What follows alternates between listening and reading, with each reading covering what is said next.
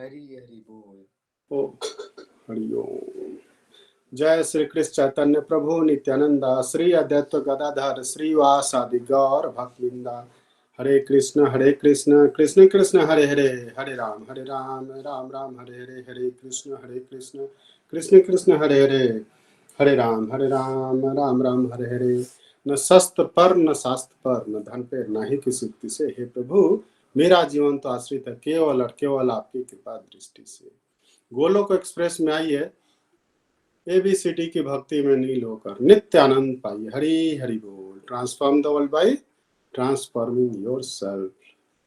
Busy through body, free as a soul. Hari Hari बोल, हरि हरि बोल, हरि हरि बोल। जय श्री कृष्ण एवरीवन। तो सत्संग, आज के सत्संग में आप सभी का बहुत बहुत स्वागत है। आज चूंकि नित्यानंद प्रभु का प्रकट दिवस है, तो थोड़ा सा प्रकाश हम लोग उस टॉपिक पे भी डालेंगे, जो कि काफ़ी आज विशेष दिन है आज का। और आई थिंक सुबह का जो मॉर्निंग सत्संग हुआ है, जो प्रीति जी ने आज कराया है, वो ज़रूर आप लोगों ने सुना होगा। फिर भी मैं थोड़ा सा प्रकाश डालना चाहूँगा कि इस कलयुग में जो है भगवान श्री कृष्ण राधा रानी के भाव लेकर के, यानी कि भक्तों का भाव लेकर के प्रकट हुए थे। आज से 500 साल पहले की बात है, नवाद्वीप में, जहाँ पे आज भी पूरा सारे चीज़ हैं। और वहाँ पे आप जा करके भगवान का जो है ना, वो शांति प्रिय कैसे होता है ना, उस चीज़ को आप अनुभव कर सकते हैं। भगवान श्री कृष्ण वृंदावन में 5000 साल पहले आए थे, लेकिन 500 साल पहले यहाँ पे नवाद्वीप में प्रकट हुए थे। तो जब भी आप देखते हैं ना कि भगवान श्री कृष्ण आते हैं किसी भी रूप में, तो उनके साथ बलराम जी भी हमेशा रहते हैं। जैसे राम जी जब आए थे तो उनके साथ, तो मैं पीपीटी भी आप लोग के साथ शेयर करना चाह रहा हूँ जी। हरी हरी बोल। तो आप देख पा रहे होंगे कि अगर ये भगवान चैतन्य महाप्रभु हैं, तो उनके साथ नित्यानंद प्रभु भी आए हुए हैं। और पंचतंत्र का जो मंत्र हम लोग नाम जाप करने के पहले करते हैं, वही है जय श्री कृष्ण चैतन्य प्रभु नित्यानंद प्रभु श्री अद्वैत गदाधर श्रीवासादि गौर भक्तवृंद। तो उसमें से चैतन्य महाप्रभु के प्रकट है। तो उसमें और हम क्या यहाँ पे लर्निंग ले रहे हैं कि आप देखेंगे, तो जब भी ये कैसे, मतलब जो है ना, कैसे यहाँ तक आए हैं, तो इसके बारे में थोड़ी सी मैं जानकारी यहाँ पे देना चाहूँगा। जो जैसे भगवान श्री कृष्ण है, तो उन्होंने अपना दूसरा रूप, मतलब भगवान और बलराम में, भगवान में कोई अंतर नहीं है, लेकिन चूंकि सेवा करने के लिए दूसरे रूप में वो प्रकट हुए, तो हल्का सा कलर का ही सिर्फ फर्क रहता है, बाकी सारा चीज सेम रहता है। तो बलराम भगवान हुए। फिर वो उसके बाद जो है ना, एक पहला चतुर्भुज हुआ, जिसमें 4 ये रहते हैं। उसके बाद फिर उसमें से एक नारायण जी हैं, नारायण जी ने फिर द्वितीय चतुर्भुज का रचना किया। उसमें से फिर कारणोदक्षाई विष्णु प्रकट हुए, जो कि कारण है, और कारण सागर है जो ना स्पिरिचुअल वर्ल्ड और मटेरियल वर्ल्ड के बीच में है वो। एंड उनसे फिर गर्भोदक्षाई विष्णु प्रकट हुए, जो कि गर्भ में रहते हैं। और उनसे ही फिर उन्हीं के गर्भ से फिर ब्रह्मा जी का जो है ना प्रकट होता है।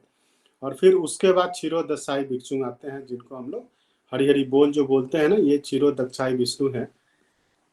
अगर इनका पिक्चर की मैं बात करूं, तो 1-2 पिक्चर है मेरे पास।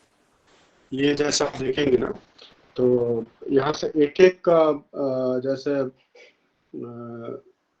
कारणोदक्षाई विष्णु जी जो हैं, जो एक एक श्वास ले रहे हैं, तो ब्रह्मांड का प्रकट हो रहा है। और ब्रह्मांड इतने अनंत जो है ना ब्रह्मांड है। हमारी साइंस अभी उतनी डेवलप नहीं है जो एक ब्रह्मांड को भी नाप पाए या माप पाए, लेकिन फिर भी इसने इस तरह के हैं।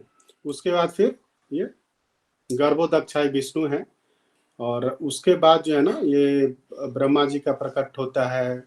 और हर ब्रह्मांड के साइज के हिसाब से ब्रह्मा जी का मुख होता है, मतलब 3 मुखी 10 लेकर के 100 मुख तक के भी रहते हैं। और आप देख रहे होगे ना, तो ये जो हर एक ब्रह्मांड में एक क्षीरोदशाई विष्णु है, और फिर उसके एक गर्भोदक्षाई विष्णु है, और फिर वहां पे भी एक है। तो इस तरह से धीरे धीरे हमारी जानकारी होती है कि कैसे ये जो है ना आते हैं। और इसमें ये आप हम देख रहे हैं ना कि जैसे राम जी आते हैं तो लक्ष्मण जी के रूप में आते हैं, अगर नारायण आते हैं जी प्रकट होते हैं तो उनके अनंत शेष जो है ना उस रूप में रहते हैं, और कृष्ण जी के साथ बलराम के रूप में, चैतन्य महाप्रभु के साथ नित्यानंद प्रभु के रूप में। तो इस ये जो रूप है भगवान का वो हमेशा सेवा भाव के लिए रहता है। जैसे राम जी के साथ हमेशा हनुमान जी कैसे सेवा भाव के रूप में रहते, तो वैसे ही ये भगवान जी क्या है, तो उन्हीं में से जो है चैतन्य महाप्रभु जो नित्यानंद प्रभु का जो है ना आज प्रकट दिवस है। तो बहुत ही ये ऑस्पिशियस डे है, और इसके बारे में हमें जानकारी रखनी चाहिए। तो होप आप लोग काफी और डिटेल में जानकारी के लिए जो है ना सुबह वाला मॉर्निंग सत्संग को आप लोग सुन सकते हैं। हरि हरि बोल। ओम नमो भगवते वासुदेव, ओम नमो भगवते वासुदेव, हरि हरि बोल। तो दोस्तों हम लोग सरल भगवत गीता को भी एक सार रूप में अध्ययन कर रहे हैं, और हम अभी तक हम लोग चैप्टर 10 तक स्टडी किया है, उसके एमसीक्यू भी किए हैं। तो अब हम एक मिडिल स्टेज ऑफ जो है ना डिवोशन के स्तर तक का हम लोगों ने अध्ययन किया है, और हमें अब पूरा प्रभु पे विश्वास है, और कैसे कैसे उन्होंने बताया है जो मोहग्रस्त और ये अर्जुन जो अध्याय 1 के अर्जुन थे, तो कैसे उनको भगवान की शरण में गए हैं चैप्टर 2 में, और भगवान ने सबसे पहले आत्मा का कंसेप्ट, सुख दुख का कंसेप्ट, फिर उसके बाद कर्म योग के कैसे कर्म है, फिर भक्ति युक्त कर्म, फिर अलौकिक ज्ञान दिया है, फिर मोस्ट कॉन्फिडेंशियल नॉलेज दिया है, परम धाम के बारे में बताया है, और फिर लास्ट में हम लोगों ने मोस्ट कॉन्फिडेंशियल इंफॉर्मेशन भी सुना था। तो अब अर्जुन जी को जो है ना अब आनंद आने लगा ये सब चीजों में, ऐसा नहीं कि वो ज्ञान के लिए अब ये चीज और जानना चाहते हैं। तो उन्होंने प्रभु से प्रेयर किया कि प्रभु आप हमें विश्व रूप के दर्शन कराइए।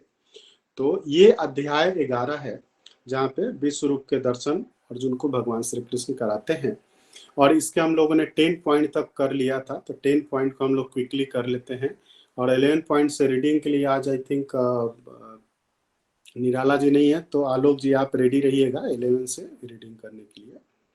तो तब तक हम लोग 1 से 10 पॉइंट को एक बार रीड कर लेते हैं। तो भगवान के दिव्य ज्ञान को सुनकर अर्जुन का अज्ञान नष्ट हो जाता है। जैसे हम लोग भी अगर धीरे धीरे सत्संग साधना सेवा सदाचार के रास्ते पे चलते हैं ना, तो हमको बहुत चीज धीरे धीरे ना क्लैरिटी हो जाती है कि हमें दुनिया में क्या सही है क्या गलत है। और इस तरह से हम भी हमारा भी जो ये है ना अज्ञान है वो धीरे धीरे दूर हो जाता है। हमें पता चल जाता है कि हमें किस चीज पे फोकस करनी चाहिए, किस चीज पे आगे बढ़नी चाहिए, क्या करनी चाहिए, इस तरह से है ना। फिर भगवान दिव्य दृष्टि देते हैं अर्जुन को। तो अब ये दिव्य दृष्टि हमें कैसे मिल सकती है, इस पे हमने ये चीज को ये डिस्कस किया था कि दिव्य दृष्टि हमें भी मिल सकती है अगर हम भगवान के भक्त बन जाए और इस स्टेज तक आते हैं, तो धीरे धीरे हमें भी डिवाइन एक्सपीरियंस होने लगता है। जो चीज हम पहले समझते थे कि ये बाई चांस हो जा रहा है, उस चीज को हम ऐसे समझ सकते हैं कि हमें भगवान की हमें कृपा मिली है। और जैसे अब चूंकि हम लोग एक सूर्य को भी नहीं देख सकते हैं अपने आंखों से, कि आंखें हमारा चकाचौंध हो जाता है, वैसे ही भगवान के हजारों सूर्य उदय होते हैं, उससे भी ज्यादा तेज है उनके विश्व रूप में। तो ये चीज को देखने के लिए जैसे हम 3D मूवी देखने जाते हैं तो चश्मा लगाना पड़ता है तभी दिखता है, नहीं तो सामने होते हुए भी नहीं दिखता है। उसी तरह से अर्जुन को दिव्य दृष्टि मिली है, और ये दिव्य दृष्टि हम लोग भी regular day to day life में यूज कर सकते हैं। अगर आप भगवान देखिए कण कण में भगवान हम लोग कई पॉइंट कई श्लोक में वर्सेस में इस चीज को हम फील किए हैं, और ये है, बट उसको हम अनुभव नहीं कर पाते हैं, देख नहीं पाते हैं। तो दिव्य दृष्टि हमें कैसे मिलेगी, जब हम सत्संग साधना के रास्ते पे चलेंगे। तो इस तरह से जो है ना भगवान अपना जो है ना विश्व रूप दिखा रहे हैं। तो उसमें सबसे पहला जो उसके बारे में वर्णन है कि भगवान के शरीर में सभी देवताओं का वास है, सभी प्राणियों का है, ब्रह्मा जी, शिव जी, सभी ऋषि और भी सर्पों का है। तो यहाँ पे हमने ये लर्निंग लिया था कि जो हम लोग एक दूसरे पे लड़ने लगते हैं, हमारे भगवान है, हमारे भगवान है, कभी कभी हमें भी डाउट हो जाता है कि अरे हमारे हिंदू में तो बहुत ही 33 करोड़ के भगवान है। अब कई तरह के आप व्हाट्सएप मैसेज देखोगे कि 33 प्रकार हैं, कोटि को प्रकार कहा जाता है, न कि करोड़, दोनों है उसका। तो 33 प्रकार के हैं, फिर प्रकार के ये भी है। लेकिन आप यहाँ पे आप अनुभव करेंगे कि सारे भगवान एक हैं। और इसी के लिए मैंने वो पहले वाली जो स्लाइड है ना, कृष्ण भगवान से कैसे बलराम जी और एक प्रथम चतुर्भुज, फिर उसमें से नारायण जी, फिर उसमें से दूसरी चतुर्भुज बनती है, और उससे फिर कारणोदक्षाय विष्णु, गर्भोदक्षाय विष्णु, फिर क्षीरोदक्षाय विष्णु आते हैं। और उसके बाद फिर ये सारे जो है ना सृष्टि की रचना होती है, जो कि भागवतम कथा में आप डिटेल से इसको सुन सकते हैं। तो अब हमें ये क्लियर हो गया कि भगवान एक ही है और बाकी सब देवी देवता हैं। जैसे डिपार्टमेंट डिस्ट्रीब्यूट होता है, उसी तरह से भगवान ने भी कई सारे देवताएं बना रखे हैं और देवताएं हैं। और ये चीज है कि आप देखेंगे ना कि जैसे कोई भी पेरेंट है तो अपने बच्चे को वो पूरा का पूरा ही अपने जैसा बनाना चाहता है, या फिर जो उसके पास धन संपत्ति है वो सब देता है। उसी तरह भगवान के पास जो शक्तियां हैं वो सारे लोगों में शक्तियां रहती हैं, लेकिन वो उस चीज को कितना यूज कर सकते हैं, उस चीज को कितना फील कर सकते हैं, इस पे डिपेंड करता है।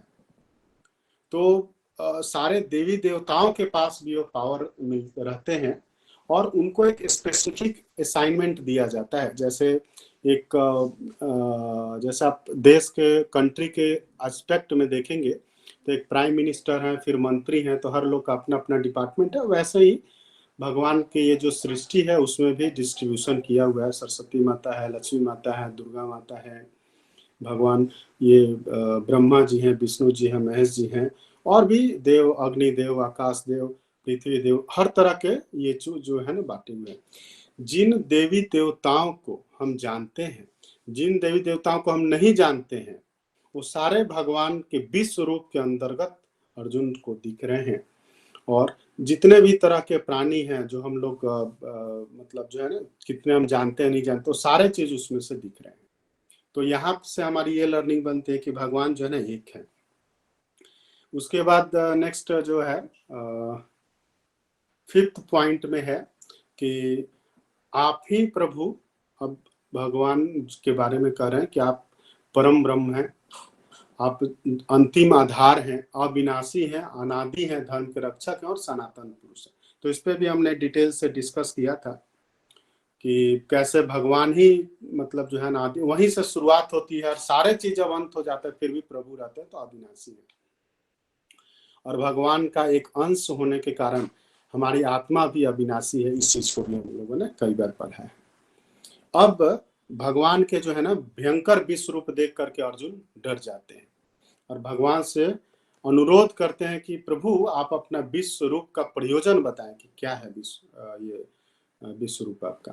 तब भगवान ने कहा है कि मैं कालों का काल महाकाल हूँ, यानी कि मैं समय हूँ। जैसे आप महाभारत सीरियल में स्टार्टिंग में सुनते हैं ना, मैं समय हूँ। तो देखिए, कोई भगवान को माने या ना माने, समय को जरूर मानता है, जो हमेशा चलते रहता है और बदलते रहता है। तो यहाँ पे प्रभु वही कहते हैं कि मैं महाकाल हूँ और सब लोग का संहार करने के लिए आया हूँ।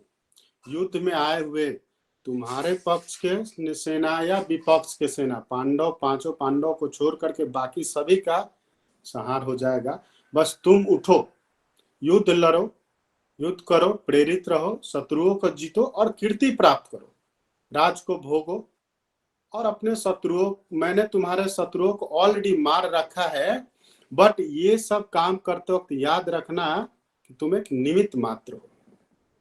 दोस्तों, इसमें 2-3 चीज की लर्निंग है। एक तो पहला पॉइंट ये आता है कि देखिए समय है और हर लोग जो भी इस मृत्यु लोक में आए सबको जाना ही है, ठीक है। तो भगवान जो कह रहे हैं कि मतलब मैं महाकाल हूँ, और मारने आया हूं। तो ये तो समय है ना, समय के हिसाब से सब लोग चले ही जाएंगे, आज न कल। ठीक है, दूसरी चीज ये कह रहे हैं कि मैंने सारा काम कर रखा है। तो यहाँ पे भी हमने बड़े डिटेल से इस चीज को पढ़ा था कि हमें जो है ना हमेशा ये ध्यान रखना है कि निमित्त मात्र हम काम करें। बट होता क्या है कि जैसे ही आपको भगवान का जो है ना कृपा मिलना शुरू हो जाता है, धन धान होने लगता है, तो धीरे धीरे लोग भगवान को भूल जाते हैं और धीरे धीरे लगता है नहीं नहीं ये तो मैंने ना खुद मेहनत किया है, तब जाकर के इतना इस स्टेटस पे को मैं मेंटेन कर पा रहा हूँ और इस लेवल तक आया हूँ। तो फिर जैसे ही आपको अहम और मैं वाली भावना आती है ना, तब धीरे धीरे आपका पतन शुरू हो जाता है। ठीक है, इस पे हमने एक दो एग्जाम्पल भी लिया था कि भगवान निमित्त मात्र किसको बनाएंगे, सबको तो नहीं बना देंगे भाई, यहाँ पे करोड़ों अरबों लोग हैं, तो उसमें से कुछ को सेलेक्ट करते हैं, तब उसको अपना निमित्त मात्र बनाते हैं, तब वो सारा सुख सुविधा में रहते हुए भी प्रभु का काम करता है और आनंदित रहता है और यश कीर्ति उसकी बढ़ती है।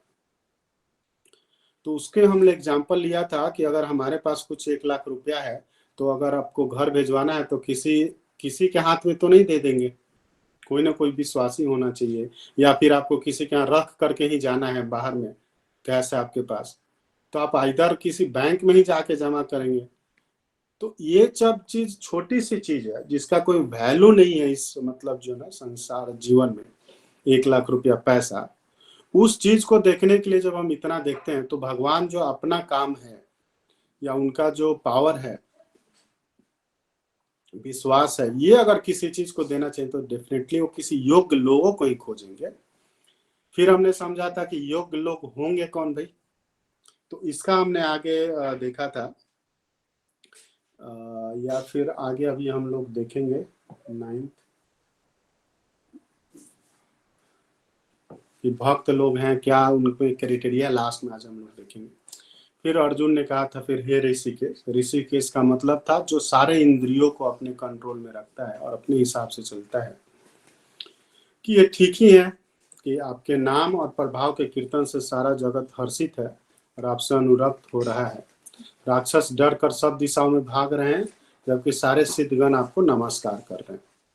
तो ये यहाँ पे ना, अब यहाँ इस लाइन से हमें ये लर्निंग मिलती है कि क्लैरिटी हो रही है हम लोग को कि जो सही है वो तो आपको पूजा पाठ करेंगे, और जो राक्षस से डर के भागे तो भाई सही है, जो सही ढंग से सात्विक जीवन अपनाएगा वो आनंदित रहेगा, और जो तामसी जीवन या राशि जीवन अपनाएगा, तो राशि जीवन अपनाएगा तो उसको सुख तो शुरू में लगेगा लेकिन बाद में उसको दुख भोगना पड़ेगा। जो तामसी जीवन है उसको तो शुरू से अंतःकरण जो है ना हमेशा अंतरिम दुखी रहेगा अंदर से, कभी भी वो सुख का तो टेस्ट भी नहीं कर पाएगा। तो जो है सही है, अब उसको भगवान के बनाए हुए प्रकृति पे और नियति पे विश्वास हो रहा है और उसको क्वेश्चन नहीं कर रहा है। बट हम लोग क्या करते हैं, जरा सा भी थोड़ा सा हम लोग के साथ इशू क्यों ना हुआ, हम लोग क्वेश्चन करने लगते हैं, मेरे साथ क्यों हुआ, फिर कुछ नहीं समझ में आता है, लगा कि नहीं सब तो मैं ठीक ही कर रहा था, ये भी ठीक था वो भी ठीक था, तो फिर आप सोचते हैं मेरे साथ ही क्यों हुआ, मेरे साथ ही करते रहते हैं हमेशा, मेरे साथ ही होता है। मान लो भगवान का आप नाम नहीं भी ले रहे हो तो बोलते मेरे साथ ही होता है हमेशा। तो अपने आप को भी आप कोपित करते हो, ये करते हो, क्रिटिसाइज करते हो। तो इसमें आपको ये देखना चाहिए कि हमारे कर्मों के हिसाब से जो है ना प्रकृति में एक रूल्स रेगुलेशन बने हुए हैं, उसी हिसाब से हर चीज होता है। बट ये चीज ज्ञान हमें मिलता ही नहीं, हम जानते ही नहीं है।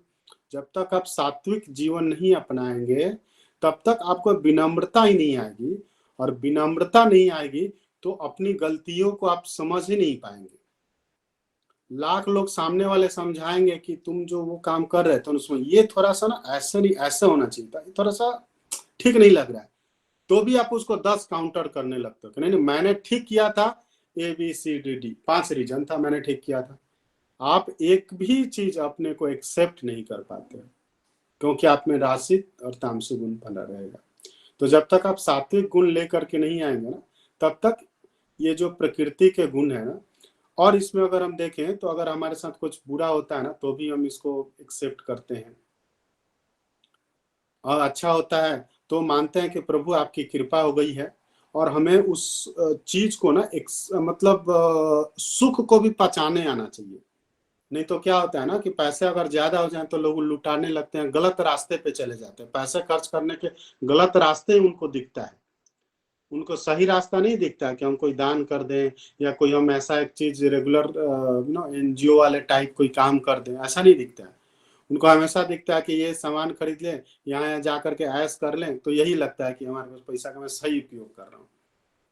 तो जब आपके पास खुशी या ये धन दौलत यश आता है तो उसको पचाना भी एक बड़ा इंपॉर्टेंट है। और अगर जब आपके साथ गलत होता है, दुख होता है, तो आपको तो खुश होना चाहिए, तो ये हमारा जो पुराने कर्मों का हिसाब है ना अभी कट हो जा रहा है, ताकि मैं ना प्योरिटी की ओर बढ़ते रहूं। तो ये दोनों जो अपने के साथ घटनाएं हो रही हैं, सुखी होने का, दुख है, उसको आप एक्सेप्ट करते हुए आगे बढ़ते हैं, वही इस पॉइंट से ना हमें लर्निंग लेनी चाहिए। हरी हरी बोल। अब पॉइंट नंबर 10 देखते हैं। यहाँ पे वही भगवान को अर्जुन जी ने कहा है कि आदि देव हैं, सनातन पुरुष हैं, आप ही जो है ना सारे जगत के परम आश्रय हैं, जानने योग्य हैं, जानने वाले हैं, आप ही सब चीज को जानते हैं। देखिए धृतराष्ट्र के आई थिंक 99 जन्म के पहले जो है ना या 99 जन्म में उसने जो कांड किया था, उसका धृतराष्ट्र के 100 पुत्र हुए और उसको अपने सामने मरते हुए देखा उसने। ये भीष्म पितामह जिनको हम लोग सब जानते, क्यों वो इतने परम भक्त थे जो है ना भगवान के, और वो क्या बोलते पार्षद में वो आते हैं, ठीक है, 12 पार्षद जो है उसमें आते हैं, फिर भी उनको बाणों के सैया पे लेटना पड़ा। क्यों भाई? तो वो 100 जन्म के पहले जा करके उन्होंने एक जो है ना सांप को खिड़की से बाहर फेंक दिया था और कांटों पे लेट करके उसने दम तरफ तरफ के छोड़ा था, उसकी उन्हें सजा इस तरह से मिली थी। तो आप देखिए, आप ही जानने योग्य, जानने वाले, आप ही मतलब हमारे सारे जन्मों का हिसाब रख तो जानते हो, और आप ही जानने जो, आपके बारे में ही हम जाने तो हम अपने कंट्रोल में रहेंगे। जब हम जान जाएंगे कि शेष नाग, हजारों मुख वाले शेष नाग कि एक फन पे एक पृथ्वी एक दाने के बराबर है, तो आप समझिए भगवान का कितना विशाल है और क्या है, आदि अंत है ही नहीं, ठीक है। और तो फिर हम क्या समझे, हम तो समझेंगे तुच्छ प्राणी है। तो जब हम ये सब चीज भगवान के बारे में जानेंगे तभी हम जा करके ये चीज को हम समझ पाएंगे। चलिए निराला जी, सॉरी आलोक जी, अब हम लोग नेक्स्ट पॉइंट 11 से शुरू करते हैं आज का सत्संग। हरि हरि बोल।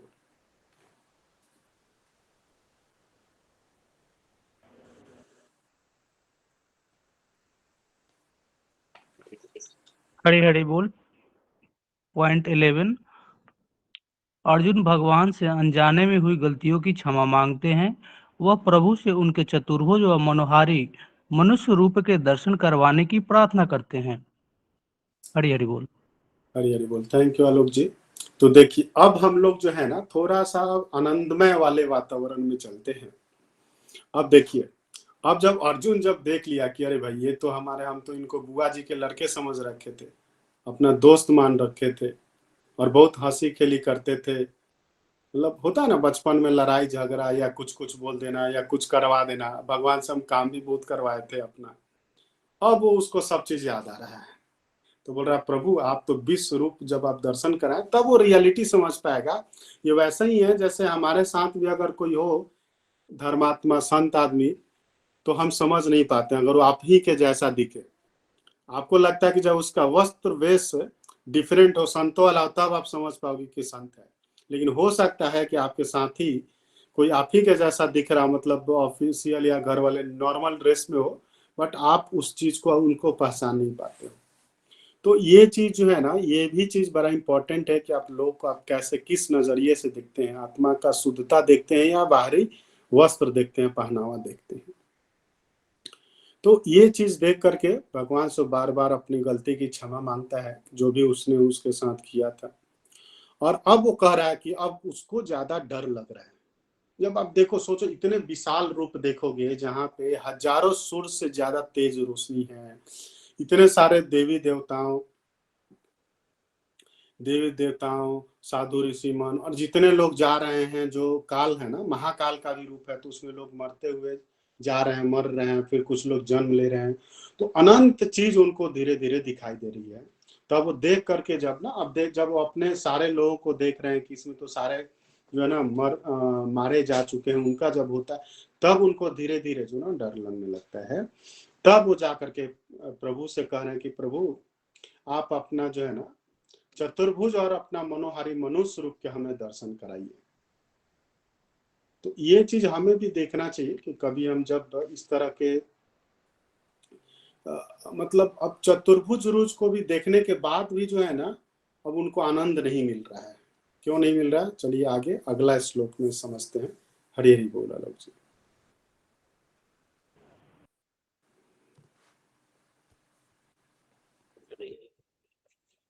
हरि हरि बोल।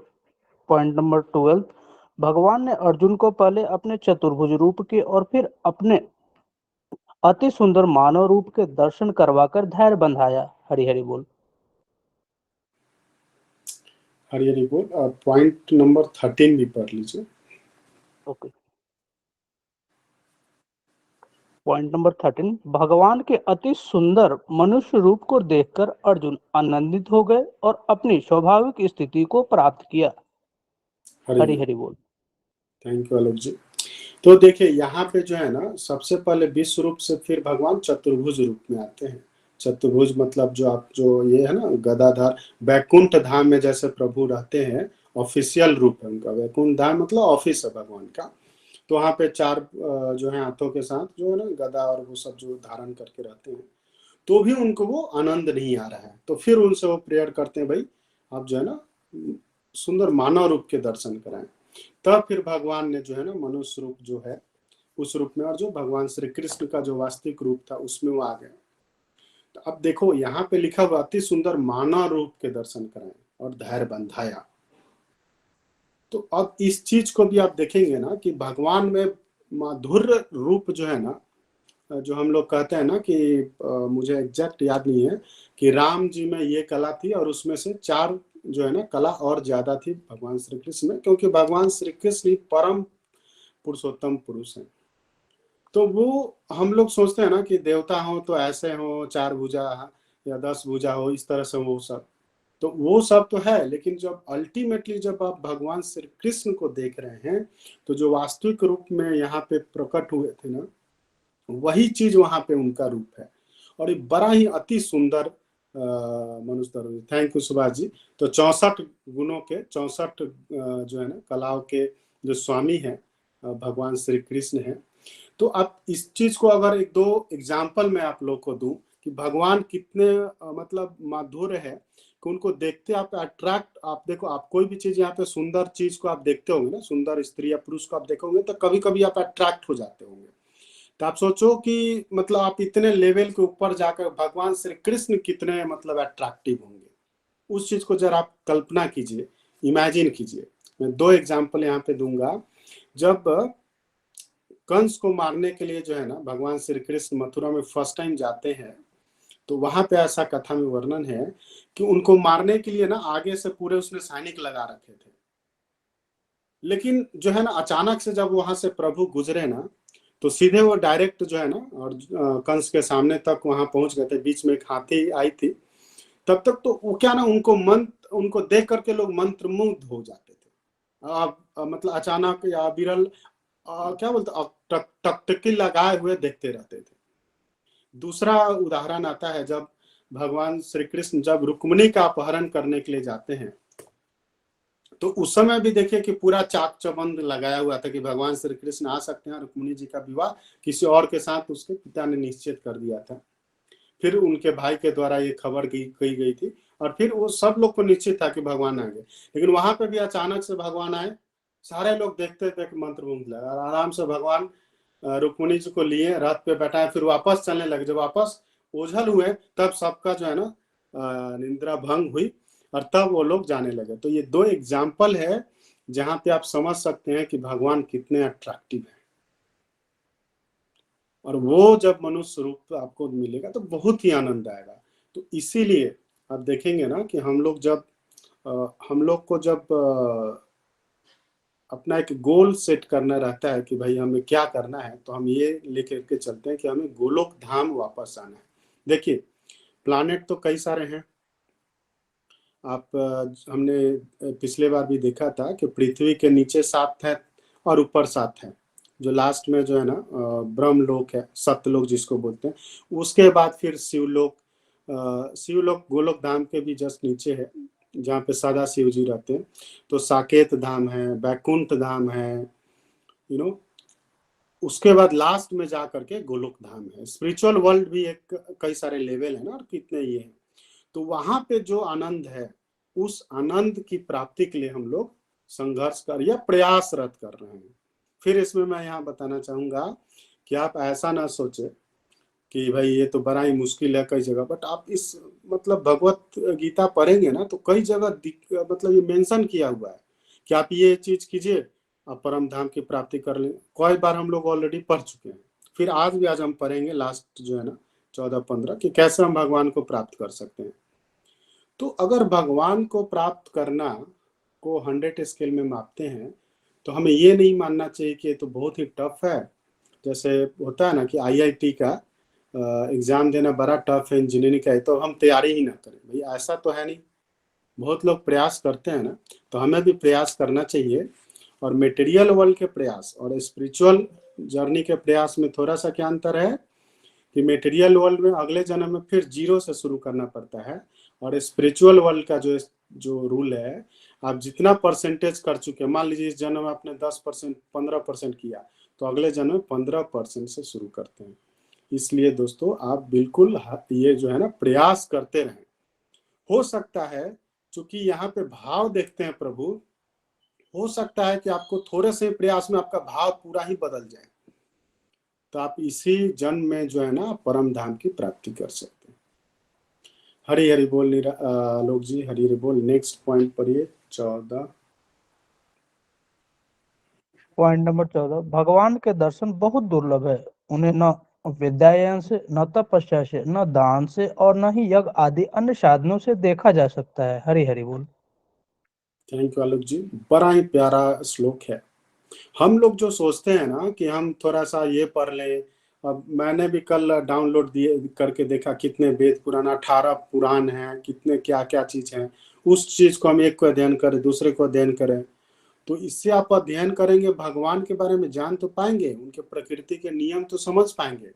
लेकिन भगवान को जो है ना इन चीजों से आप प्राप्त नहीं कर सकते, उनका दर्शन नहीं कर सकते, तपस्या से भी नहीं कर सकते हैं, दान दे के भी नहीं कर सकते हैं, यज्ञ करके और अन्य कई बारे साधनों से भी देखा नहीं जा सकता है।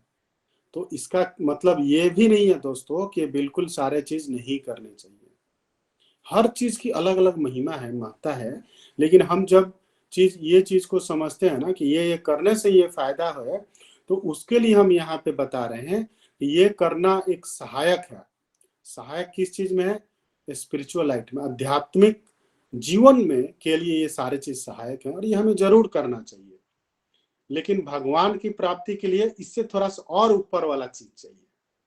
तो वो क्या चाहिए, आइए जानते हैं अगले वर्सेज में। हरि हरि बोल आलोक जी। पॉइंट नंबर 15, केवल अनन्य भक्ति से ही भगवत तत्व को जाना और प्रभु को देखा जा सकता है। केवल भगवान के लिए कर्म करने वाले, उन्हीं पे आश्रित रहने वाले, उनकी भक्ति में लीन, आसक्ति रहित, किसी से वैर न रखने वाले निश्चित ही उन्हें प्राप्त करते हैं। हरि हरि बोल। हरि हरि बोल। थैंक यू आलोक जी।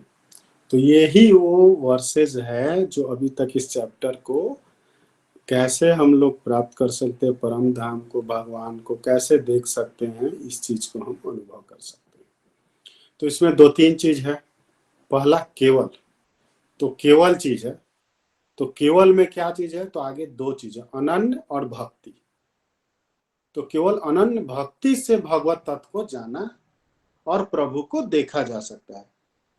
तो हमने जो पिछली पॉइंट में पढ़ा ना कि वेदाध्ययन से, तप से, दान, यज्ञ से देखा नहीं जा सकता, बट वो सहायक है अध्यात्म जीवन में आगे बढ़ने के लिए। लेकिन अगर प्रभु को देखना है तो आप में शुद्ध भक्ति होनी चाहिए। कितना आसान चीज है। देखिए, शुद्ध भक्ति मतलब भाव होना चाहिए, फीलिंग्स होनी चाहिए भगवान के प्रति, कि भगवान से कनेक्टेड रहें। तो भाई इतना आसान तो है नहीं। फिर घूम फिर करके क्या पा जाएंगे, फिर 4S pillar of spiritual life. सत्संग कीजिए, साधना कीजिए, सेवा कीजिए, और फिर जब धीरे धीरे सदाचार आएगा तब जाकर के आप भाव बदलते हैं। तो कहने के लिए यहाँ पे तो 2 वर्ड हैं, अनन्य और भक्ति। लेकिन सिर्फ भक्ति करने के लिए क्या स्टेप्स है, तो वो चीज है श्रवण। सुनने से पहले धीरे धीरे, सुनने से आपके अंदर का आत्मा जागृत होगा, आत्मा के ऊपर जो धूल जमे हुए ना धीरे धीरे क्लियर होगा, आपको इंटरेस्ट आना शुरू होगा, तब जाके फिर नेक्स्ट स्टेप्स बढ़ेंगे। भक्ति के भी 9 स्टेज हैं, जिसको आप लोगों ने सत्संग में कई बार सुना होगा प्रीति जी के माध्यम से। तो यहाँ पे आप ये देख रहे हैं कि भक्ति करने के लिए हमें भाव का बड़ा ही इंपॉर्टेंट है। ये चीज मैंने कई बार कहा है कि प्रभु का जो रास्ता है वो औषधालय है, मतलब वहां पे इलाज होता है, न्यायालय नहीं है। तो प्रभु कभी भी आपके पुराने गलती, दोष, पाप, पुण्य को नहीं देखते और ना ही फ्यूचर को देखते हैं, अभी का प्रेजेंट आपका भाव क्या है वो देखते हैं। तो वो हमेशा अभी आपका क्या है ना, उस हिसाब से वो डिसीजन लेते हैं। तो अभी अगर आपका भाव बदल गया और स्टेबल रहे डेफिनेटली, तब जाकर के जो है ना आप भगवान को प्राप्त करने की ओर अग्रसर हैं। फिर दूसरा, अनन्य भाव। अनन्य में हमने कई बार इस पॉइंट पे डिस्कस किया है कि अनन्य का मतलब ये होता है कि चाहे कुछ भी हो जाए इस चीज को छोड़ेंगे नहीं। अब मान लीजिए आप पूजा पाठ में बड़ा यकीन रख रहे हैं, पूजा पाठ कर रहे हैं, कल को कोई दुख आ गया आपके पास, इतना दुख आया कि बहुत बिजी होगा, चलो इतना तक तो समझ में आता है। लेकिन आप अंदर से भी भगवान को धीरे धीरे आप दूर कर दिए, इतना बिजी हो गए उस दुख में, तो फिर आपको भगवान पे तो अनन्य है ही नहीं ना। अनन्य का मतलब है कि फोकस ऑन गॉड। भगवान को एक जो है ना, गाड़ी में जो 4 चक्के होते हैं ना, 4 चक्के पे चलते, 5वां चक्का रहता है, तो उस तरह से स्टेपनी की तरह यूज करते हैं कि जब दुख हुआ तो प्रभु को याद कर लिए, प्रभु अब आप ही हैं मेरे, आप ही एक आश्रित हैं, आप ही एक आश्रय हैं, आप मेरी मदद कीजिए। तो ऐसे नहीं होगा, हर काम में प्रभु के लिए है, और हर काम करने आगे वो पॉइंट भी है कि कैसे आप हर चीज में आप भगवान को कनेक्टेड रहते हुए काम कर सकते हैं, तब जा करके ये होगा। और शुद्ध भक्ति क्या है? शुद्ध भक्ति होता है कि एक तो प्रभु के प्रति तो आप हैं समर्पित, लेकिन आप ये समझिए कि सारे जितने भी प्राणी हैं ना, वो सारे प्रभु का अंश है, उसमें सब में आत्मा है, और आत्मा किसका है? परमात्मा का अंश है। तो आप सबके लिए अच्छा सोचते हो, और आपके पास सांसारिक डिजायर नहीं है, न ही आपके पास कोई ज्ञान की अभिलाषा है, न ही कोई आपका मनोधर्म है कि हमको तो ये काम करना है, और भगवान के लीला पे आप कोई शंका नहीं करते हो। तो इस तरह से आप जब काम करोगे ना, तब जाकर के आप परम शुद्ध भक्ति के रूप की तरफ अग्रसित होंगे। नेक्स्ट पॉइंट जो है इसमें, अब भगवान को निश्चय ही उन्हें प्राप्त करते हैं। कौन कौन लोग हैं भाई जो निश्चय ही प्राप्त करते हैं? तो इसमें भी 5 पॉइंट बताया गया है। पहला, केवल भगवान के लिए कर्म करने वाले। चलिए, कितना सिंपल सा काम है, बात है भगवान के लिए। अब आप बोलेगे अब मैं सारा काम धंधा छोड़ करके भगवान के लिए काम करूं, मैं क्या मतलब अपना खाना नहीं खाऊं, ये काम ना करूं, घर का काम ना करूं, बाहर का काम ना करूं, ऑफिस का काम ना करूं? तो ऐसी बात नहीं है। अब इस चीज को थोड़ा सा विचार बदलिए। अब आप देखिए, ये ब्रह्मांड किसका है? तो भगवान ने बनाया है, अभी हमने देखा। तो यहाँ पे जो जो चीज है वो सारे चीज तो भगवान के ही है। तो उस एंगल से आप काम करना शुरू करते हैं। जैसे अगर आप बच्चों को पढ़ाने लिखाने का है, तो आप समझिए ना भाई कि वो बच्चे भगवान के हैं। आपको एक रोल दिया गया है, जैसे मूवी में एक्टिंग करने के लिए मिलता है ना, तो कई लोग को बहुत शौक रहता है तो हम भी एक मूवी होता है और हम भी एक्टिंग करते। लेकिन क्या आपको मालूम है कि आप एक रियल मूवी में काम कर रहे हैं? तो आप उस रियल वाला एक्टिंग अभी कर करके देखिए कि आपका जो रोल है वो निभाइए, ड्यूटी, ऑफिस में जब जाते हैं तो समझिए कि भगवान का ही पूरा ऑफिस है। भगवान ने ही यहाँ पे जो है ना एक सुविधा देने के लिए लोगों को ये कंपनी खोल रखा है, यहाँ से ये प्रोडक्ट निकल रहा है, सर्विसेज हो रही है रेंडर। तो आप वहां पे भी काम कीजिए भगवान के लिए। तो जब भगवान को समर्पित करते हैं, उनके लिए कर्म करेंगे, तो कभी छल कपट और ये सब भ्रष्टाचार नहीं कर पाएंगे। ठीक है, तो इस तरह से अगर आप काम करते हैं तो आप वो कह सकते हैं कि मैं सारा काम भगवान के लिए करता हूँ। फिर भी यहाँ पे 100% नहीं हो रहा है तो कोई बात नहीं, 10, 20, 30, 40, 50, 60, 70, 80% तक धीरे धीरे प्रयास कीजिए। अगर आप धीरे धीरे चलेंगे रास्ते, तो हमने पढ़ा भी है, भगवान की तरफ आप 1 कदम चलते हैं, भगवान आपकी तरफ 100 कदम चलते हैं। ठीक है, तो आप प्रयास करेंगे तो इसमें आप सफल हो जाएंगे। तो केवल भगवान के लिए कर्म करने वाले निश्चित ही उन्हें प्राप्त करते हैं, इसमें देखिए और नहीं है। तो एक तरीका आपको मिल गया। दूसरा, उन्हीं पे आश्रित रहने वाले, ये थोड़ा सा बड़ा मुश्किल हो जाता है कि भाई हम प्रभु पे आश्रित रहे हैं तो भगवान को जपते रहें, कोई काम ना करे, प्रभु हम आप ही पे आश्रित हैं, आप ही हमें खाना पीना खिलाइए, सब काम कीजिए।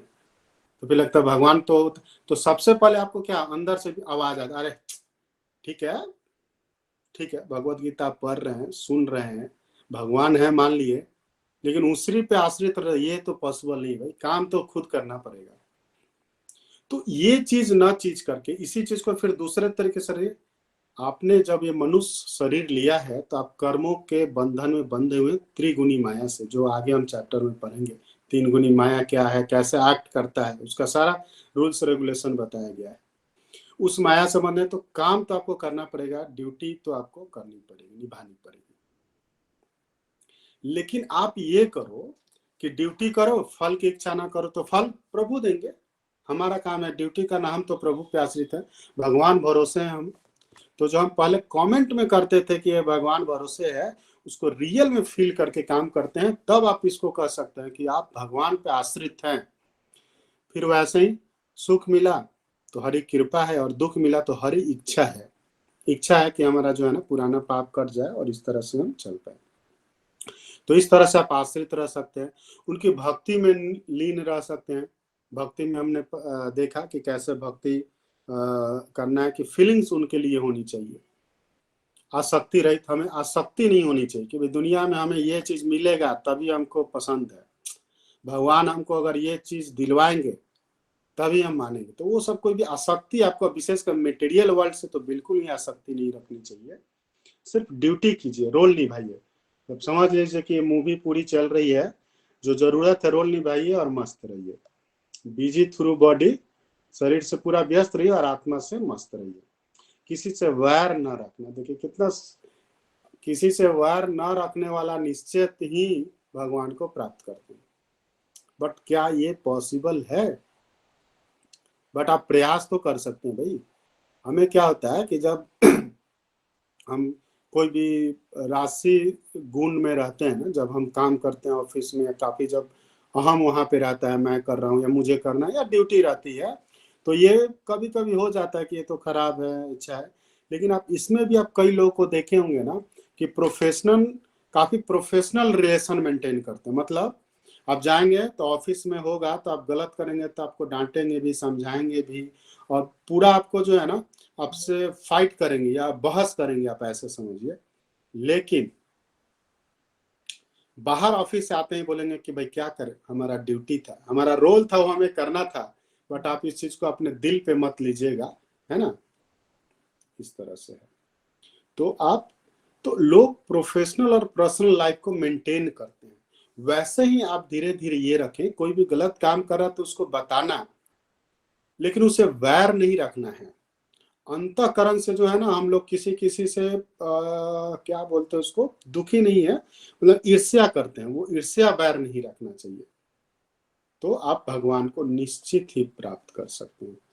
तो अभी इस चैप्टर में हमने क्या पढ़ा कि भगवान का विश्व रूप का दर्शन किया हमने, उस चीज को समझा कि क्या क्या चीज है, भगवान एक है समझे हमने। फिर हमने जाना कि कई सारी चीज जाना, फिर हमने देखा कि भाई प्रभु का जो है ना मनुहारी मनुष्य रूप जो है ना भगवान श्री कृष्ण, उसी को देखने में और उसी से अटैचमेंट होने में बड़ा ही आनंद है हमें, और भगवान को हम शुद्ध अनन्य भक्ति से प्राप्त कर सकते हैं। और केवल भगवान के लिए कर्म करने वाले, उन पे आश्रित रहने वाले, भक्ति में नील रहने वाले, आसक्ति रहत और किसी वैर न रखने वाले ही निश्चित रूप से उन्हें प्रयास कर सकते हैं। हरे कृष्णा कृष्ण कृष्ण हरे हरे, हरे राम राम राम हरे। तो मैं भगवान श्री कृष्ण का बहुत बहुत आभार व्यक्त करता हूँ और उनको सत सत नमन करता हूँ कि भगवान ने मुझे मौका दिया कि मैं आप लोगों के साथ ये जो है ना भगवत गीता का अध्ययन कर सकूं। और मैं तो बिल्कुल प्रेयर करके ही आता हूँ कि जो भी मतलब मुझे कुछ आता तो नहीं है, तो भगवान से मैं प्रेयर कर लेता हूँ कि प्रभु आप ही हैं, देख लीजिएगा मैं गा तो रहा हूँ सत्संग में, बट आप आकर के मुझे गाइड कीजिएगा। तो जैसे तैसे भी करके हमारा चल रहा है।